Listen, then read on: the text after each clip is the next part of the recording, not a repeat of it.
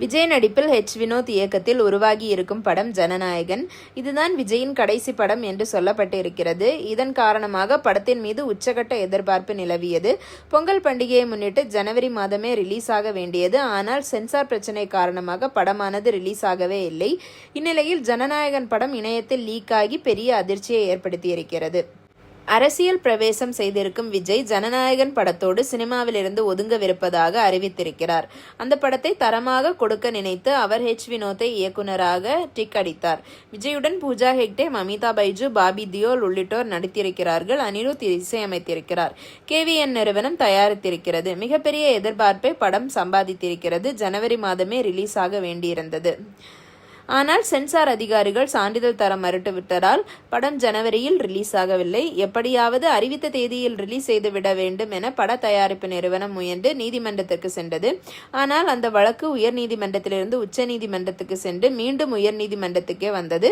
இதுக்கு அந்த பருத்தி மூட்டை குடோன்லே இருந்திருக்கலாம் என்று நொந்து கொண்டார்கள் தளபதி ரசிகர்களும் பட தயாரிப்பு நிறுவனத்தினரும். இனிமேலும் நீதிமன்றத்தில் நமக்கு சாதகமாக விஷயங்கள் நடக்காது என்பதை புரிந்து கொண்டு வழக்கை வாபஸ் பெற்ற நிறுவனம் படத்தை மறு தணிக்கைக்கு அனுப்பியது. அதனை அதிகாரிகள் இழுத்தடித்து ஒரு வழியாக சமீபத்தில்தான் பார்த்ததாக தகவல்கள் வந்தன. அது மட்டுமின்றி மே மாதம் தமிழ்நாடு சட்டப்பேரவை தேர்தல் வாக்கு எண்ணிக்கை முடிந்த பிறகே படமானது மே மாதம் முதல் வாரத்திற்குள்ளே வெளியாகும் என நல்ல செய்தி சில நாட்களில் வரத் தொடங்கியது. அதனால் ரசிகர்களும் நிம்மதியடைந்தார்கள். ஆனால் அவர்கள் நிம்மதியை குலைக்கும் விதமாக ஒரு விஷயம் நடந்துவிட்டது. அதாவது ஜனநாயகன் படத்தின் முதல் 5 நிமிட காட்சிகள் இணையத்தில் லீக் ஆகி இருக்கின்றன. அதில் படத்தின் டைட்டில் கார்டிலிருந்து விஜயின் அறிமுக காட்சி வரை கிளிப்பிங் செய்திருக்கிறது. அதே காட்சியில் விஜய் கையில் TVK என்ற பச்சை குத்தப்பட்டிருக்கிறது. படத்தில் அவரது கேரக்டர் பெயர் தளபதி வெற்றி கொண்டான். அதை குறிக்கும் வகையில் அப்படி எழுதப்பட்டிருந்தாலும் விஜயின் கட்சி பெயரை யூஸ் செய்ய வேண்டும் என்பதற்காகவே அந்த க்ளோஸ் அப்பில் காட்டியிருக்கிறார்கள். இதெல்லாம் ஒரு பக்கம் இருக்க, ஜனநாயகன் லீக் ஆனதை பார்த்து திரைத்துறையே ஷாக்கில் உறைந்திருக்கிறது.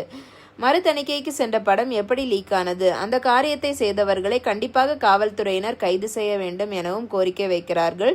மறுபக்கம் தாவேகாவினரோ விஜயை சுற்றி இப்படி பல பிரச்சனைகள் வந்து கொண்டே இருக்கின்றனவே என ஏக்கத்துடன் இடிந்து போய் உட்கார்ந்திருக்கிறார்கள். இது குறித்து பிரபல திரை விமர்சகர் பிரசாந்த் தனது X பக்கத்தில் ஜனநாயகன் படத்தில் முதல் 5 நிமிட காட்சி லீக் ஆகியிருக்கிறது.